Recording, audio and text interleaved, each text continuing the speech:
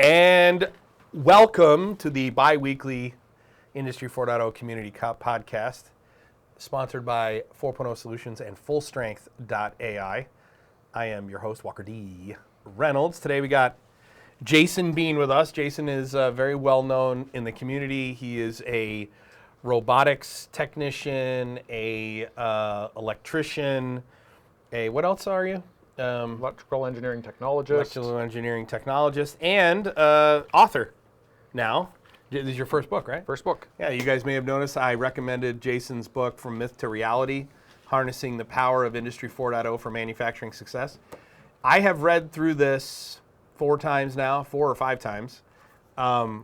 This is an excellent introduction to digital transformation, really for like the end user. The big one is for me, is like when I read this, I think, give a copy of this to all of your points of contact at your manufacturing clients. That they're the ones who should be reading this. I think everyone should be reading it, but that's where it's a really big asset. So that's where I targeted it. So Jason, welcome. So let's just start with the book. Yep. So why did you write it? What's the... So there are multiple reasons why I took the task of writing it. First, during the pandemic up in Canada, we really got locked down into our houses, and I needed something to fill my time. Did you write it during the pandemic? I started it during the pandemic. First draft looked nothing like that. The first draft looked like a collection of articles that I would have written for my LinkedIn profile versus a book format. Okay. One of the other reasons I wrote it was I was getting tired of having the same conversation at customers all the time. And it was like, well, okay, we're not getting it. Doesn't matter how often we're beating the drum. It's just everybody's listening to the wrong person. It's not a solution you buy off the shelf. Right. You're not going to walk up to somebody and say, hey, give me a digitally transformed solution and pull it off a shelf. You know, there's a lot of ownership on the company themselves to fully invest and do this. Another reason is people have been bothering me for years to write my personal story as somebody that was diagnosed with autism, ADHD, and dyslexia at the age of 37. So that being a much more personal story to me, I didn't want that to be my first book. I wanted something I could learn from. Right. And so I said, well, I like digital transformation. My job is to try to convince our clients of the value that it brings and why they need to be looking at it. So I'll write on digital transformation because I've already been writing articles. I've written articles for some of the industry magazines, on my own LinkedIn and that. So I said, let's see if I can put it into a book. So how long have you been doing digital trans? So for the audience's sake, I know Jason fairly well. I mean, we've talked quite a bit over the last few years. Our paths have crossed when we were doing Factory of the Future for one of the largest automotive manufacturers in the world. Jason was working with the Canadian counterpart to our customer here in North America. He was working with the Canadian counterpart, and we were keeping each other up to speed on what they were really talking about doing in Canada and what we were doing here in Kentucky. So Jason and I know each other really well. He's been a member of the community for a very long time. This is our actually first time ever. One of the original. Yeah, one of the original OGs. But how long have you been doing actual digital transformation? So and the follow-up question to that is, what have you learned through the process of doing digital transformation that drove you to write the book? Now, okay, I think I can phrase this properly. I think digital transformation has been going on a lot longer than we realize. My first real introduction to organizational transformation, which at that time wasn't deemed as digital transformation, but everything we did is what digital transformation should be. And that was in my early 20s when I worked at Celestica when it was the manufacturing arm of IBM. IBM sold off Celestica. I had only been there 3 months, and I got put on on the team to redesign the entire business unit. And I was there as, it was a completely cross-functional team. So we had machine operators, we had maintenance, we had engineers, we had purchasing, we had like whatever department there was, they were on that cross-functional team. And a year and a half we went through and we looked at everything that the business did, and we transformed the entire business unit. Was and this I think that from, was really the first start towards it? Infrastructure and operations, just infrastructure? Infrastructure, operation, hiring, training. Go-to-market strategy? Go-to-market strategy, everything. And what drove that? Where did that come from? Was it Where that came from, there were some serious deficiencies. There was the risk of losing some really major customers to the tune of about $40 million a year back in the 90s.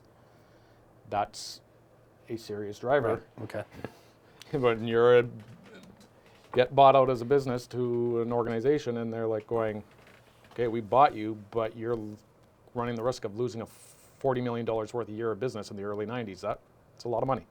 When you wrote this, what was the primary message? So like I have the Unified Namespace Handbook coming out, right? The introduction to the handbook. And I think it ended up being 3 parts total, but the introduction version comes out first, right? And the goal of of that book is, what is the unified namespace? Why does it matter? And how do you use it? Right? I'm trying to answer basically 3 questions I get asked all the time. Understanding that, what actually drove you to write it, and what question were you trying to answer? So I work with a lot of small manufacturers, and I think digital transformation is key for small to mediums. They're the ones I think that have the most to gain from it. But the problem is most people that, in my experience that I've encountered, the owners of the small manufacturers, their time is limited. They know everything that's going on their floor. They know their machines. They're the first guys in the door. They know how to turn on their machines. They know how to run their machines. They know their operators. They know every aspect of their business, and they're very limited on their time. And the messaging I was getting when I would talk to them was the wrong messaging around what digital transformation was and what it could be and what it meant for them. What did they think it was? They thought it was for really the big players out there. They thought it was, for the GMs, the Fords, the Teslas, the Amazons. It was like these large corporate, and that it really wasn't something that a small to mid-sized manufacturer could A, afford to do, or B, really had a need to do, because they didn't see the value in it, and all the solutions that were being sold were way above the price point that they could afford to invest. Right. Yeah. We were literally just talking about this. So Jason came in and visited with another member of his company, and we spent the first hour and 40 minutes or whatever just shooting the shit in the conference room, and we talked about a lot of things. But one of the things we talked about is like the iterative approach to digital transformation, right? Starting small, solving a problem on a common infrastructure, and then solving another problem on that same infrastructure, and solving another problem on that same infrastructure, and how that's different. That's obviously unique to the way that we used to do things, right? Everything used to be turnkey, standalone. The data, the function, everything was its own silo that needed to do a specific list of things and nothing else, right? Today, that's different, right? I mean, every solution we bring into our business creates data that can help make other parts of our business smarter and more effective, right? And so when you talk about the small businesses, clients will ask the ROI, like, what is the ROI of digital transformation? And it's like, and we were just talking about, nobody knows what the ROI is. You can give a gut feel, you can give examples based on your experiences, but do you ever actually know what the return on investment is? No. And do you even know within 50%? Probably not. You don't know timeline, you don't know what the ROI is going to be. You do know there's ROI. You just don't know exactly what it is. Why? Because the ROI for any individual organization is a function of how they leverage the value that comes from the data and information that they that they create from this digital infrastructure. But here's a really good example of the importance of small and medium manufacturers. We have one client who their digital maturity score, so on a scale from 0 to 100, their digital maturity score when we did their DTMA was in the high 20s, which is one of the lowest scores we ever had in a data set. So in order to get a score in the high 20s, you basically have to be a 1 or a 2. You have to have one of the lowest scores across all 10 pillars. That manufacturer today, after a 3-year journey, is a fully digital organization. That is, every event, every data point, and every informational point, every information model is digital. From OEE calculations to ship dates to aging on their accounts receivable. Fully digital, one infrastructure. One of the things that the impact for that company is they've gone from being a $25 million company to a $50 million company with only adding a single asset. So they added one additional asset, and they went from 25 million in revenue to 50 million in revenue. Where did that 25 million to 50 million, where did that additional 25 million in revenue come from? It came from 2 places. Number one, they got more efficient because they had greater insight into their operation, and they were able to optimize their schedule, limit downtime, lower the number of quality issues, and they were able to get more out of the same amount of hours every day that they had been than they had been previously. Okay, that's number one. But number two, and the one thing that we never took into consideration, was the value add that this client was going to be able to provide their customers. So one of the things that our client can do that their competitors can't do is they can share data from their manufacturing processes in real time to the links in the supply chain up and downstream from them. So both their customers and their suppliers. And I've used this example. They have a chemical company they buy pigments from. They share data with that company in real time using the common digital infrastructure. And then the same thing with their customers. Their customers who buy their products, their customers have a value add of working with our customer is they have real-time insight into the status of their orders. And so they are able to optimize their inventory, their customers are, just by virtue of choosing to work with this client, a value add. So they gain $25 million a year in revenue through 2 things: increased efficiency, but also opening themselves up to new markets based on the value add they can provide from a digital infrastructure. So I agree with you. Small and medium is absolutely where it's at, it's crazy that they don't think it's. Manufacturer that I came across and worked with up in Canada, it was a dying tool and die shop. It was dying. It was bought by 3, well, I guess they're young for me now, young engineers, because they're like early 30s, but they were engineers that had, 2 of them had worked for Tesla, 1 had worked for Amazon. They wanted to go back to Canada. They bought this small tool and die shop.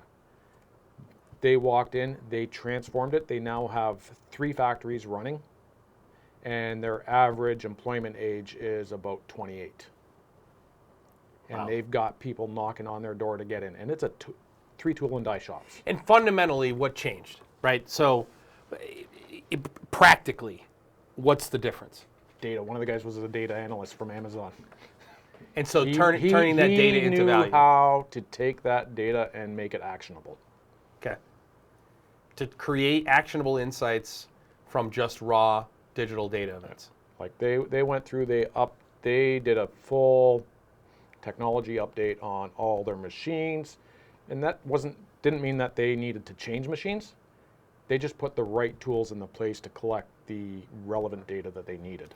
On that example, we had this client in Pennsylvania maybe 7 years ago. It was like 16, 17. They were a vertically integrated company, but they had a tool and die shop, all Mazak CNCs, and they were basically, it was Doosan and Mazak. and they were basically completely blind to their operations.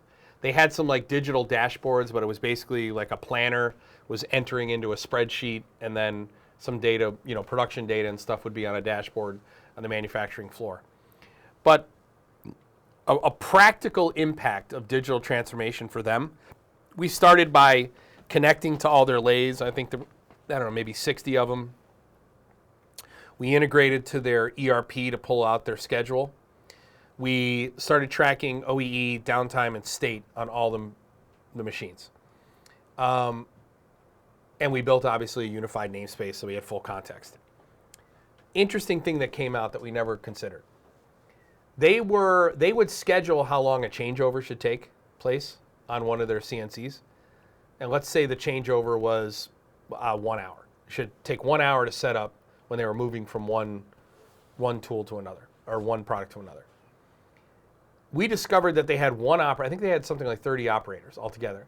But they had one operator who was a master of the changeover.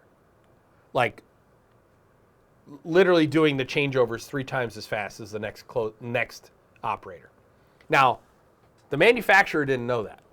Like, they had no idea, because what that operator was doing was taking that extra time that he had from doing his changeover really fast, and he was taking longer breaks. So on paper, he was taking exactly as long as was being scheduled to do his changeover. But he was doing the changeover in 30 minutes instead of an hour, and then he was taking an extra 30-minute break. When we took that data to the client and we said, well, you have an operator who knows something no one else knows.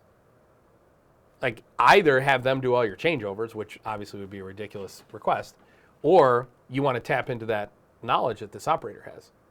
And they were able to reduce changeover times for all operators in half. They were able to cut changeover times for all operators in 12 months in half.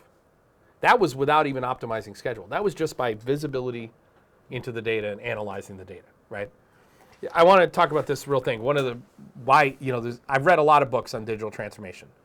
Most of them are either misguided, in my opinion, or poorly written, right? Yours is not. In fact, I knew that yours was going to be well written when the first thing I looked at was the contents. So the chapters in here are as follows. So chapter 1 is assessing digital readiness and building a strong foundation, right? So that's DTMA. Chapter 2 is the digital transformation of a small manufacturer. Chapter 3 is people, process, and cultural approach. 4, agile project management. 5, the power of storytelling, which we were talking about back there earlier. 6, the Internet of Things and Industry 4. 7, the human element. Chapter 8, digital manufacturing roadmap. 9, by the way, which is my favorite chapter in the book. Chapter 9, overcoming obstacles, my second favorite chapter in the book. Chapter 10, collaboration and co-creation, my third favorite chapter in the book. And chapter 11, measuring success. So chapter 8, 9, 10, and 11, I said this before, that what I love about your book is that if you were to leave chapter 8, 9, 10, and 11 out, and you only had chapters 1 through 7, this is a great introduction to digital transformation, right? 8, 9, 10, and 11 is the stuff that people who already have experience in digital transformation are going to find most valuable. This book works for everybody, right? It doesn't work just for people who don't know digital transformation. It's an outstanding foundational, a representation of foundational knowledge, but then also advanced concepts. I mean, the last 4 chapters are all advanced concepts in digital transformation. Did you write it that way on purpose? I mean, were you thinking in those terms? Or did you just get lucky that, hey, I want the audience to be a broad group? Like I said, I originally wrote it for the owners of small manufacturers. The feedback I got off the sample of proofreaders I got from the draft that was just before that one, one of them took a look at it and said, hey, restructure this a little, and I think you need to add a little something here at the end. All right, so through having some. So you had Mario Ishikawa was one of the guys. Mario Ishikawa did a read through. Matt did a read through. Okay. Those were like guys from the community themselves. Yeah, I mean, you ended up picking I mean, you have like probably the only other person that, well, maybe if you threw like Rick Bellotta in there, or who's the one who went to High Bite? JS? What's his name? JS. Crap. Everyone needs to remember his name. Sorry. It's the guy who went to High Bite. Schrader. You didn't have Schrader read it? No. No. Yeah, I mean, this is an exceptionally... How has the book been received? Generally, it's been received like really, really well. I actually got my first 1-star review on it last week. I still need to write your review. What was the 1-star review you got? Said no answers in it. Oh, really? Very, very short. It should be short. But that was the intention, was to keep it short. It should be short. And by the way, 8, 9, 10, and 11, Yeah. a lot of answers in 8, 10, and 11. The person did not like the use of mythology to ground stuff and try to get away from, to make something more tangible and get away from all the buzzwords. Well, the problem is, here, I agree with the buzzword piece, but you know why buzzwords exist? They bring together people who don't, if I don't have it, if I'm not fluent in a certain concept, a buzzword is kind of like drawing a circle around the concept, and I can use the buzzword to communicate to those around me what it is I'm talking about. If I'm not the expert, if I'm not fluent in it, it's easy for me to say things or use words that don't line up with what I'm trying to communicate. The buzzword brings us back to what it is I'm trying to communicate. Buzzwords end up running their course eventually. Right now, the issue with digital transformation, and I love this, is when I'll ask you this, what is digital transformation? If you ask somebody, what is digital transformation in our community, any community, you're going to get 1,000 different answers. Yeah. You really are. If you ask them, what is Industry 4? You're going to get 1,000 different answers. When I talk to any customer, I walk in there and I say, if I've got the guys in the room, I'll walk around and I'll ask every one of them, and I get different answers out of all of them. And I'm like going, you can't move forward if you can't all agree. Which is why digital transformation starts with education. Yeah. You have to define what this means to you first before you can even look at anything else. So what does digital transformation mean for the average small manufacturer? I think that's going to be dependent on what they want to accomplish with it. Do they want to be more competitive? Do they want to have a better product? Do they want to cut down waste? Like, where are they targeting that to? Right? They have to target it to something. Right? For me, to be digitally transformed, that is really leveraging all these new technologies that are out there, all these new interconnected technologies, relieving that mundane task off of people and freeing people up to do what they do best, which is create and find solutions. For me, that's, if you want to digitally transform, you want to free up that knowledge within your workers' head and their skill set. Digital transformation I like to say it this way. At its base level, digital transformation is about creating a company where data is the primary commodity. I sell products, I sell a commodity to the market, but what differentiates my business is the data that we treat as a commodity within the organization to make decisions. Right? Data is something that happened and when. Information is context applied to that data. It's something we can take action on. Right? If you look at the most advanced organizations in the world, the ones who are literally killing their markets, if you had to distill them down, their differences into one word, it's going to be enablement. The word would be enablement. Like you're creating a digital infrastructure that frees people up and at the same time enables them to solve the business's problems. That, digital transformation starts on the plant floor. Your counterpart that we were talking earlier, he was talking about, tribal knowledge and all the stuff that's locked in inside people's heads in your organization. Well, that doesn't do the business any good the moment that person's not there anymore, right? Digital transformation, a subset of digital transformation is, in his words, which I agree with, is codifying digital or tribal knowledge, unlocking the potential inside of the human's brain and sharing that potential across the whole business, right? In one common infrastructure. Major objections to the book, other than that 1-star review. What is the primary feedback been? Other than feedback has been great. Like, really, that's. Is anyone asking you to expand on it? Some have, and I am toying around with the idea of expanding on it. I'm not sure what the expansion will look like, because now that I've learned more about how to write and the whole self-publishing and the editing, if I was to start that again, it would look different than it is now. How would it change? In its structuring. Okay. Like, the topics would be the same, but there would be, when I look at it, I don't see I say, a more consistent flow through tying the stuff in better. Some areas I would go deeper, some I might, pull a little bit back from. But I think if I was to rewrite it, it would look different, and it definitely would come out as a longer book. Have you given it to clients yet? I have given it to a few. And what's the feedback you've gotten from clients on the book? Those that have read it really liked it.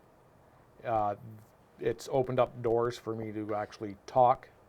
Are they better prepared to have the conversation after reading the book? The conversation about digital transformation and starting that journey? Those that get it, yes. I wish more would read it, but I don't have the marketing platform to market it. My marketing platform is, my LinkedIn's profile. It's the community I interact with. So I need, the people that have read it, hey, if you found value, promote it. Amazon's algorithm has switched on how they promote books to now that it weighs heavier on reviews versus SEO optimized keywords within a meta description or within a title or in a content. So the more reviews I get, the better the Amazon algorithm will recommend it to people when they go on to Amazon saying, hey, I want a book on digital transformation or Industry 4, because I'm competing against people that are publishing through publishing houses. It's amazing to me how poor of a quality. There was another book that came out, actually, let's say a half dozen. I've read 4 books on the topic over the last couple of months, over the last 90 days. 1 is on unified namespace, and 3 of them have been just digital transformation in general. Actually, 2 on digital transformation, 1 on Industry 4. And it is stunning to me how poorly written, or people who are not qualified to speak on the topic are writing books. Like, that definitely is, your book, you may notice, this is the only book I promoted. Yeah. There's no commercial. You and I have no relationship whatsoever. I saw you posted on LinkedIn, the book was ready. I bought it on Amazon. I read it that night. I'm like, fuck, this is really, like, everybody should read this. Like, it's incredibly well done. I didn't review it, or, I wasn't part of the people who read it, but guys. I intentionally kept you out of the review loop. Right, guys in the community who I talk to all the time were part of Reddit, but I promote this because I think it's an outstanding book, and I think it'll help the community. I think it'll help people who want to know more about digital transformation and Industry 4. What I really see the value here is if I could give this book to every client before I ever had a conversation with them, right? And I could take what's in these pages and I could put that in their head. If I could figure out a way to do that, they would be better prepared to ask more meaningful and probing questions during an initial conversation about what is your plan to make data the primary commodity in your business. Yeah, there are 2 universities, like U.S. universities, that their deans read that book, and now they want me to go in and say, hey, how do we educate our engineers coming out so they can do this. Right. Right. You know, Has Rankinen reached out to you, Jeff? no, I don't even think he's read it. Really? So Oh, let's make sure we get this to Dr. Rankinen. Yeah, this is, I mean, it's really incredibly, what I would love to see is a second book that takes what's in here and then gives example of application. yeah. That was something I struggle with is anybody I reached out to for actual case studies did not want to give them to me. Yeah, it is the biggest challenge, especially from legacy companies. A bleeding edge organization, a company that started after the Fourth Industrial Revolution, is much more likely to be willing to share publicly what they've achieved via digital. But a legacy company that has done the no, No, they don't want to. they don't even want you mentioning their name, Yeah. right? They don't even want you saying the name. But what I think would be really valuable is if what you did was you had another book that has, so now chapter 1 is an example of assessing digital readiness, right? And these are what the conversations were like, which right? is part of one of the things I've got in the thought process as the sequel is like, when I do this, when I go to expand, does that require me a second revision of this that feeds into further books that go deeper, or is it strong enough to stand on its own that I can directly go into books that dive deeper? I would argue that it should be a separate book, a volume 2. This book stands on its own. The reason I wouldn't want this book to be any longer, I'd actually want it to be shorter. I know that you want it to be longer, but actually, I love short books. This is a book that I want to be able to place the information in this book inside of the client's head before I ever talk to them. Mm-hmm. And that means it needs to be shorter in order for me to do that, right? So you work for a sensor manufacturer. We didn't mention your employer, but you work for a sensor manufacturer, right? So, and that sensor manufacturer isn't necessarily selling digital. They're selling solutions that are part of digital, but they're not necessarily selling digital, right? How do you incorporate what you know about digital transformation? Obviously, you're on the bleeding edge with digital transformation. You look at your clients in terms of what is your overall digital strategy? What are you trying to get out of this? What is how are you making data your primary commodity? How do you take into account that which you know about the very generic subject of digital transformation and apply that to your efforts when you are selling sensors or speccing sensor equipment for your customers?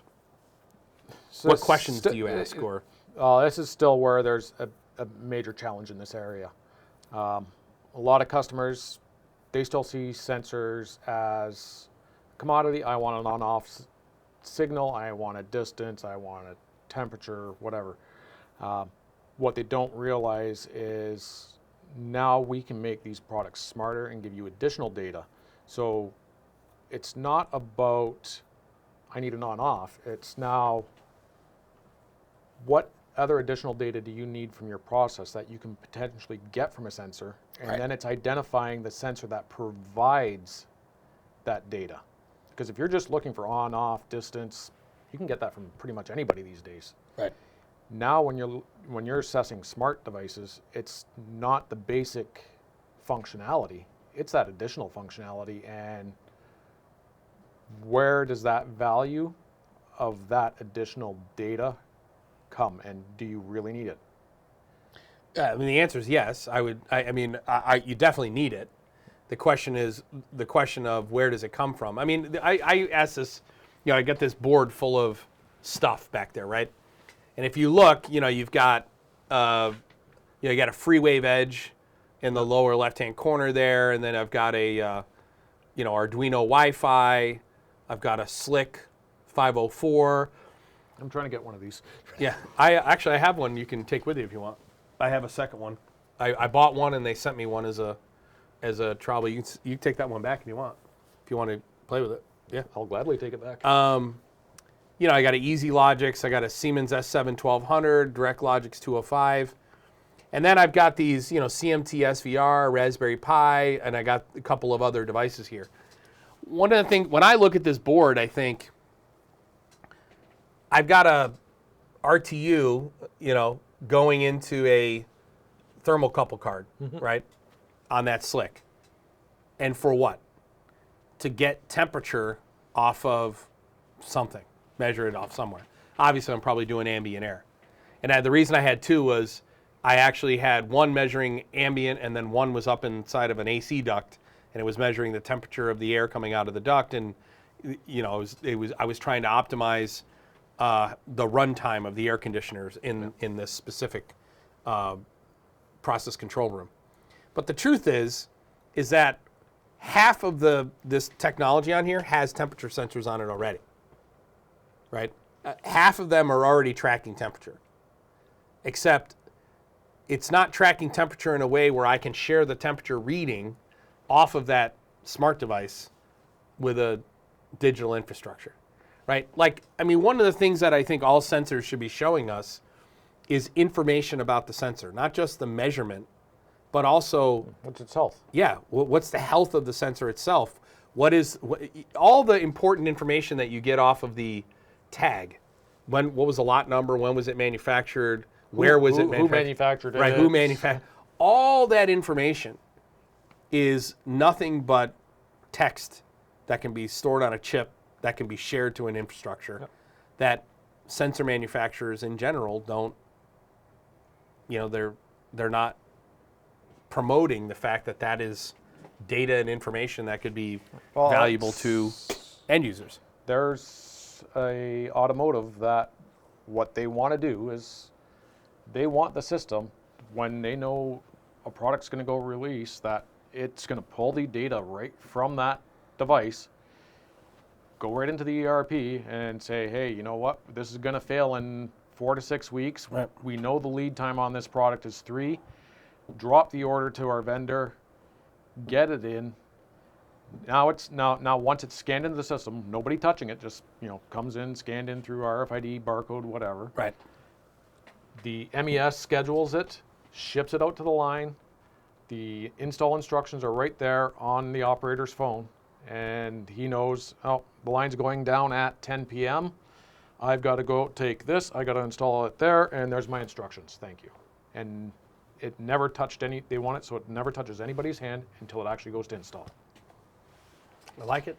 I like it a lot. In fact, there's a couple of really good examples. We have a rubber customer who does something to that effect. They're a tier 1 automotive supplier and does something very similar, but it has to do with predicting failure of certain components on assets as opposed to the sensors themselves. But the question that I have for OEMs is, what are you doing? What I'm always asking, what are you doing to make data the primary commodity in your business? If I'm a sensor manufacturer, for example, and I sell proximity switches, and I move, 250,000 units a year, and my total install base is 20 million. Imagine the value of the data you could collect off of 20 million sensors. If you were collecting it, you would know exactly how your customer base is using it on a general basis, and you could walk into somebody and say, these are the key things you need to know, right, and you need to be tracking. The information about relative humidity, and this is the big thing, environment. How many manufacturing facilities do you go to? This is a big one. How many manufacturing facilities do you go to where on the plant floor nothing's climate controlled? Okay, and you'll ask the question, why isn't it climate controlled? And the answer is, well, the cost of a climate controlled environment isn't worth it. Okay, but imagine that in my manufacturing facility, if I were climate controlled, it lowered turnover with my employees, which obviously everybody knows that that's one of the first things it would do. We could retain employees longer. But what if operating in a climate controlled environment increased the lifespan of the technology we have controlling on the plant floor, right? Which we know it does. I've run this test a fucking million times. Take a PLC, take it into a shower into a bathroom where the relative humidity is 96% while you got a hot shower running, and see how long you'll be able to run that device before you have some issue. And the answer is it's not that long, only about 6 hours. For the average PLC, 96% humidity will yield some type of failure within 6 hours or less.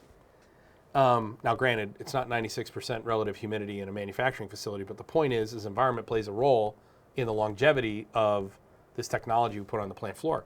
Well, if I'm a sensor manufacturer and I'm collecting data on the lifespan of my hardware over time under certain environmental conditions, doesn't it behoove me to share that information to my clients? Hey, that the optimal environmental conditions are this relative humidity and this ambient temperature. And as you go above, now everybody has devices rated, Yep. right? Everybody knows what their operating temperature ranges are, but those ratings aren't about what's optimal. Those ratings are on what's survivable, right? It's not what is optimal. There's so many opportunities for OEMs to turn the data that they have in their devices into valuable information for their customers as both direct value to the business and value add to the business. And it's drastically underutilized, in my opinion, drastically by the OEMs. and killed mainly by a lot of IT departments. Why so? I agree with you, but why so? My experience, most IT departments I run across, they don't want to let their vendors take data out of their four walls. Even if, like, because we've had Toshibox and Evons now for how many years? Probably. Got to be like 10 at least. Yeah. Right. Secure tunnel VPN into a machine. Download a new program update, make some changes. That's been possible. But still, you can't get a lot of manufacturers that will even allow that on their floors.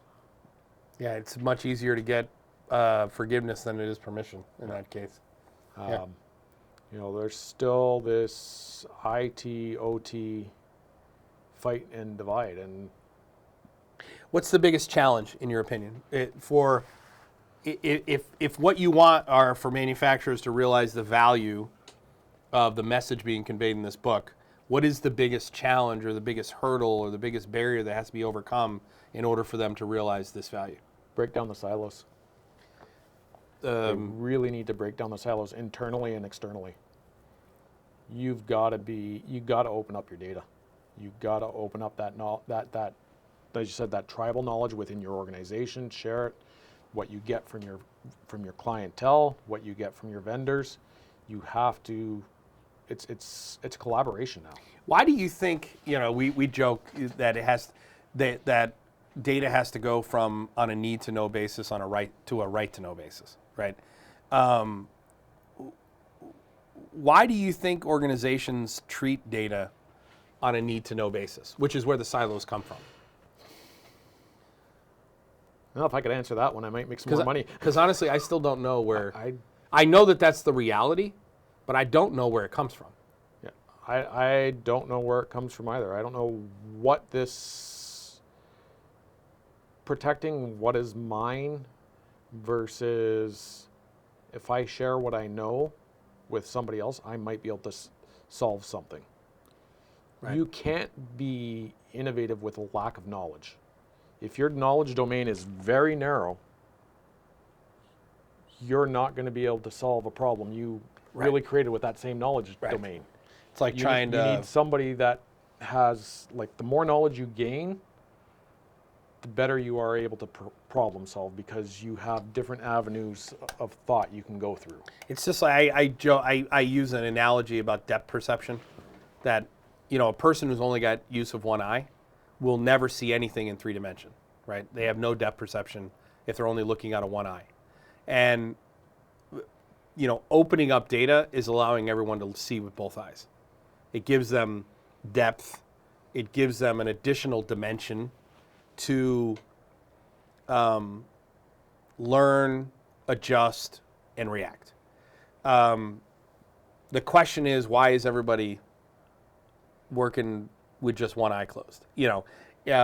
I from an IT perspective, I understand where those constraints come from, right? I understand the security arguments for why you shouldn't just allow anyone to have access to some database somewhere, right? I don't think you're talking about that type of silo. I think you're talking more about the operational and cultural silos that we see all the time, right?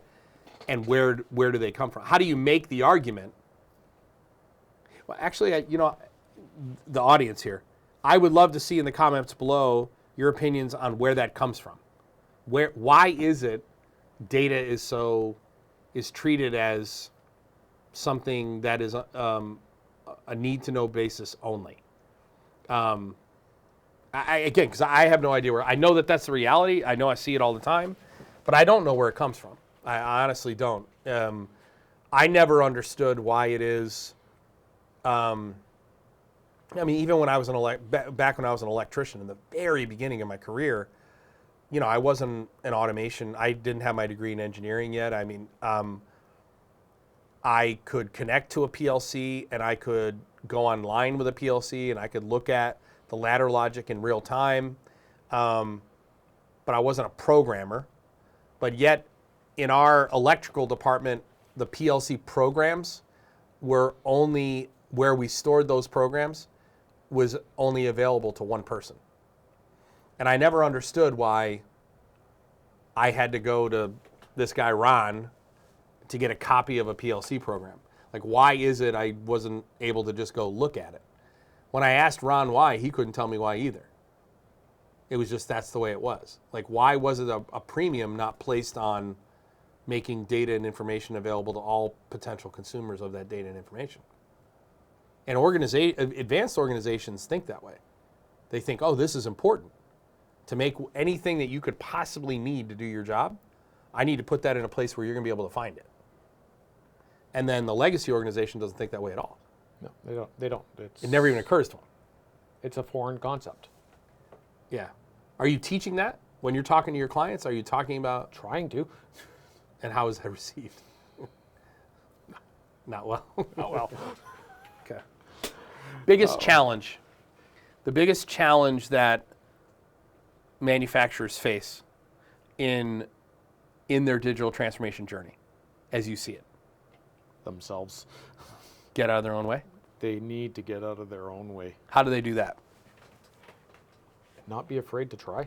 We learn more from failing than we do from succeeding. Yeah, amen. I would argue you only learn from failure. Don't be afraid to fall.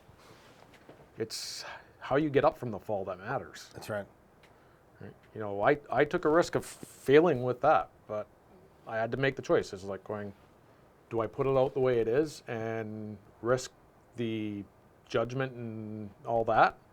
Or do I keep working on this saying it's not good enough yet and never put it out? Well, let me say this.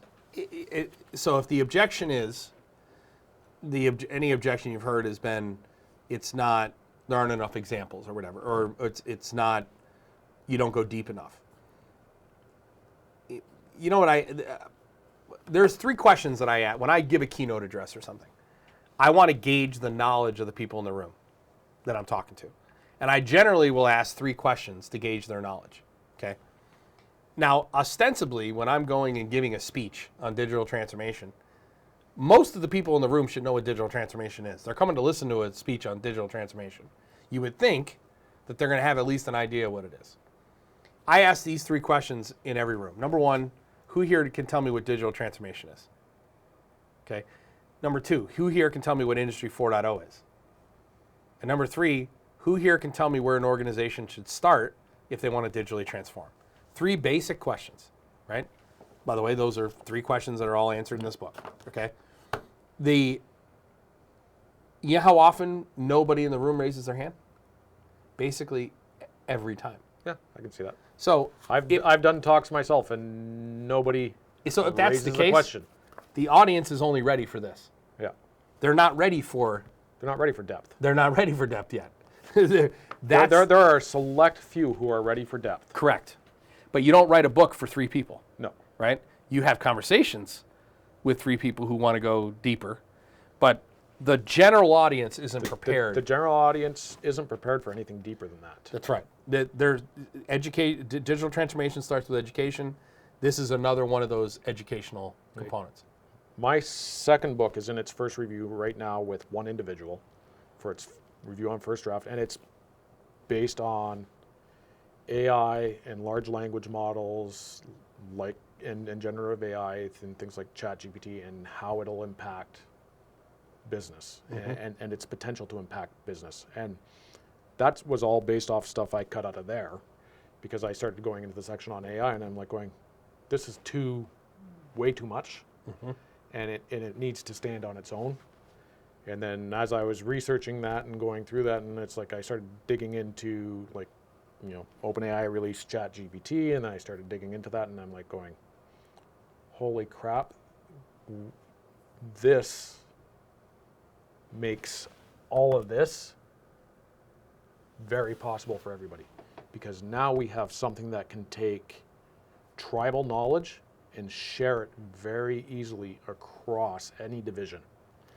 We have, there's a vendor partner we're working with who's got a big announcement as it relates to. Yeah, I know who you're talking about. So, and one of the things that they're doing with ChatGPT is for operator inputs, they're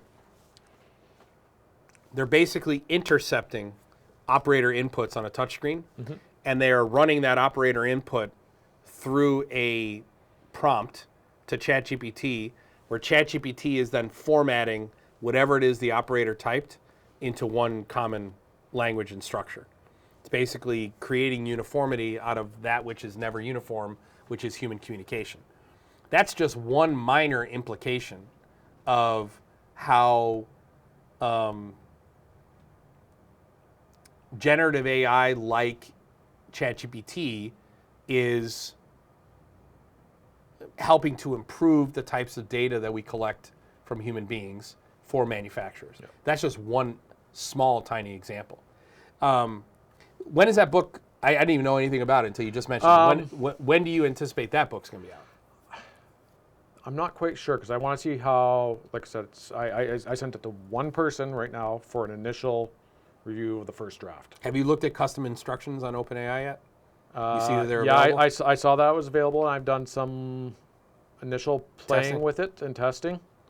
I would really like to see OpenAI increase the token limits. I saw they just went to 50, right? It went from 25 every 3 hours to 50 every 3 hours. Yeah, the instructions that you can do if you got GPT-4, but I'm talking like the actual token limits. So got it.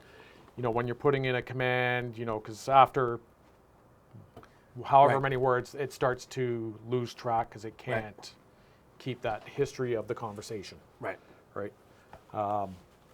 So there are still very much limitations from a tool perspective as to what it can do. Yeah, and at the end of the day, I've said this before, and I'm going to say it again.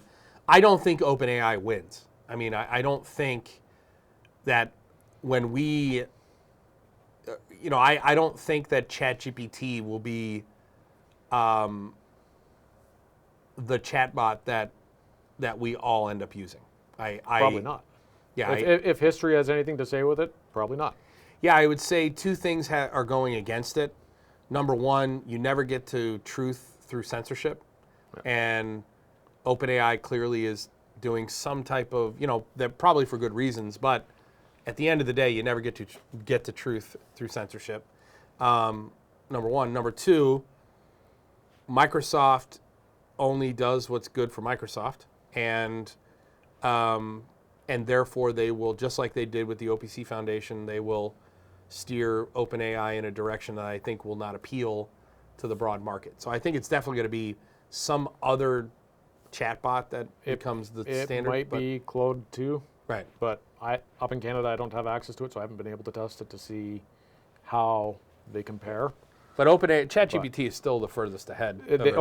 By far right now from what I see, they are the furthest ahead. They're going to lay the groundwork for whatever it is going to be. They're also going to make the mistakes everyone learns from too. Yep.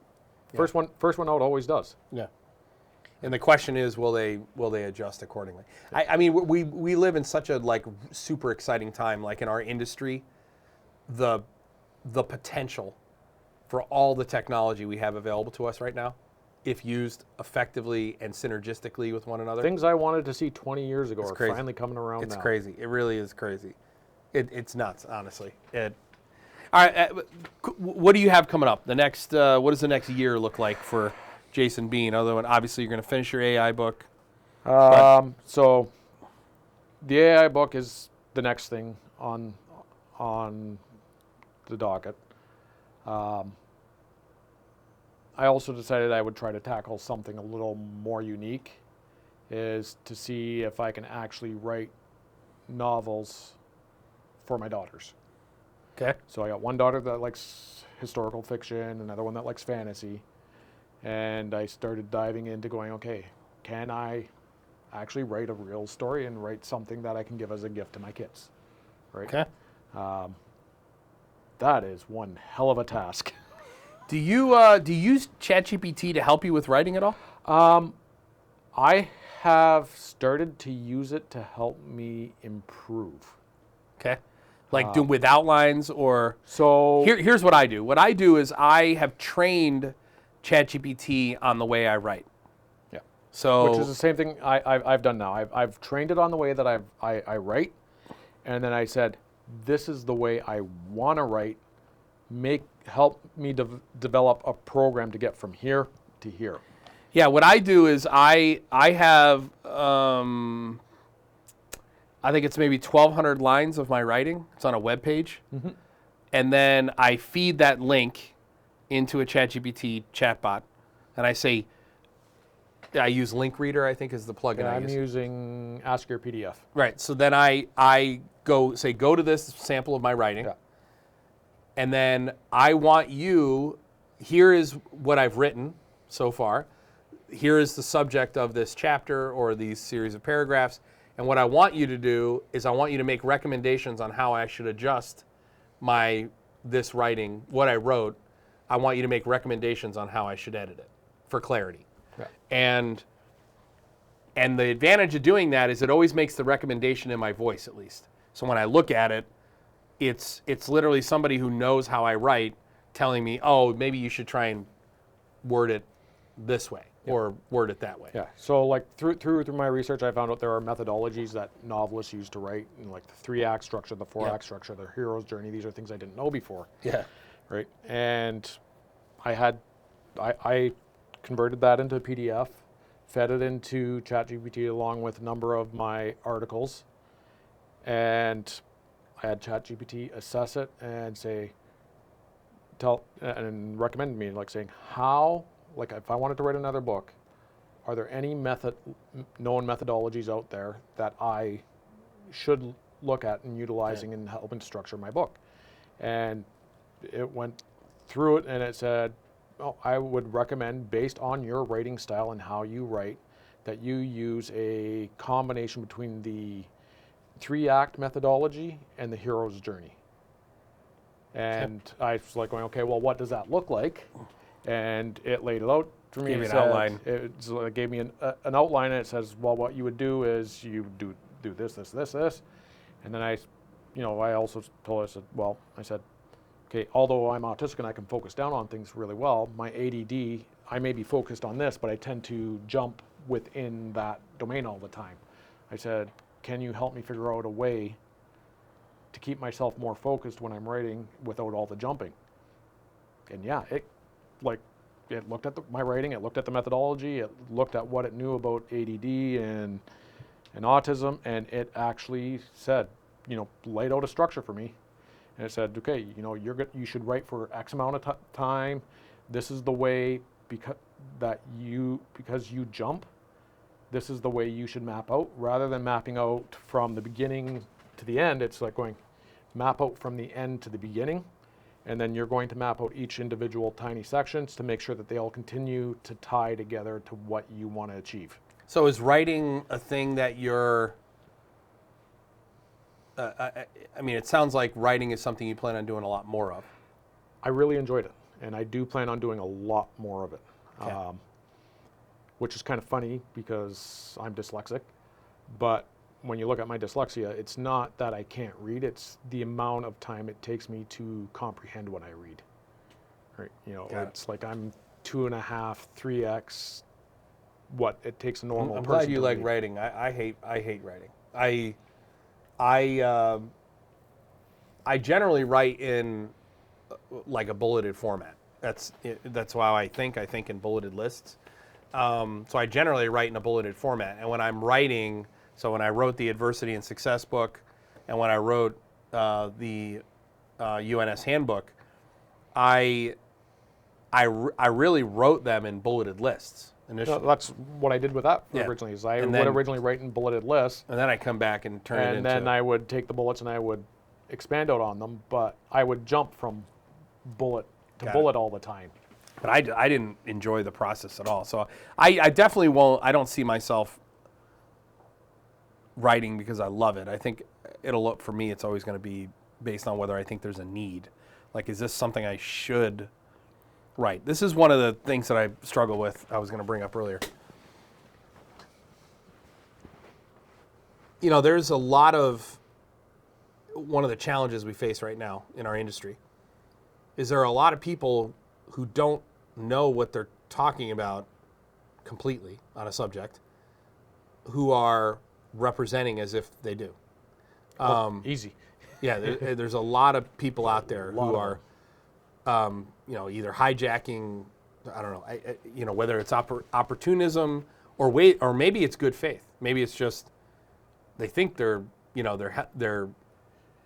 and right now I think There are a bunch of them that come to mind when you mention that, and some of them I know it's in good faith, and other ones I know it's purely opportunistic. Yeah, and the challenge is confusing the market, or I mean,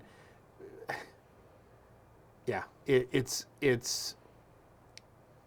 we saw this when you talk about Industry 4 and people say buzzwords. Part of the reason a word becomes a buzzword is because you'll have 20 different people using a different definition for the word, right?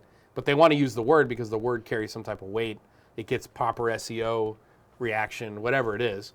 But it doesn't help the consumer when you have 20 different people using a different definition for the same term. I've always been of the belief if you can't explain a topic in other words than what you learned it in, Right. you don't know the topic. That's right. Yeah, that's exactly it. Yeah. All right. If all you can ever do is regurgitate what you were exactly taught, you really don't have a depth of knowledge. If you can't, I always say this. I like that. It's what I'm really looking for when I ask somebody, give me this term. I'm looking for them to convert that into an analogy. Because analogizing a term requires that you understand how it's used. Requires a deeper level of Right, thought. deeper level thought. Right.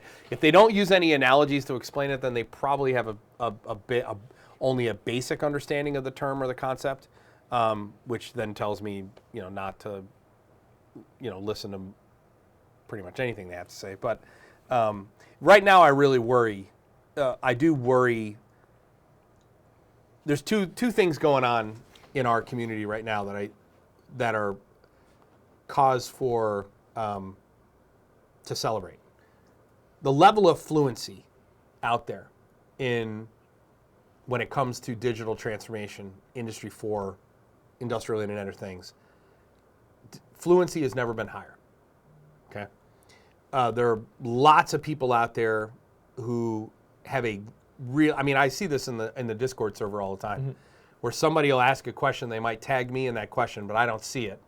Somebody else comes in and answers it, and they nail the fucking answer. They get it. Dave Schultz constantly is getting. He basically answers almost exactly the way I would answer it. There's many times where Dave is like, or Mario, or Rick, or there's a lot of people in the community. There's a lot of really sharp people. in that Discord. Yeah, I wish I had more time and for it, but I don't really even get to look at it anymore. Yeah, the level of fluency is really, really high. There's a lot of people out there who really do know what they're talking about. But at the same time, it seems like for every one person we add that's got really high level of fluency, we're adding 3 who are just trying to jump on a bandwagon, and they're trying to represent that they know things they don't know, and I'm assuming it's like that in every industry, but it's definitely something we have to take into consideration. You know, the reason I'm, again, promoting your book the way I am is because I believe that if the more people who read this, the more fluency we're going to have, the higher level of clarity, right? So The better the discussions we can have after the fact. agreed. So if you haven't read it, read it. I can't stress it enough. Jason, you did a phenomenal job on this, man. And I really would love to see the second book that basically takes these same chapters but then does application. And I really look forward to the AI book coming forward. Any other? I think I'm going to have you probably on the second round of proofreaders for the AI. Okay, love to. Love to do it, man.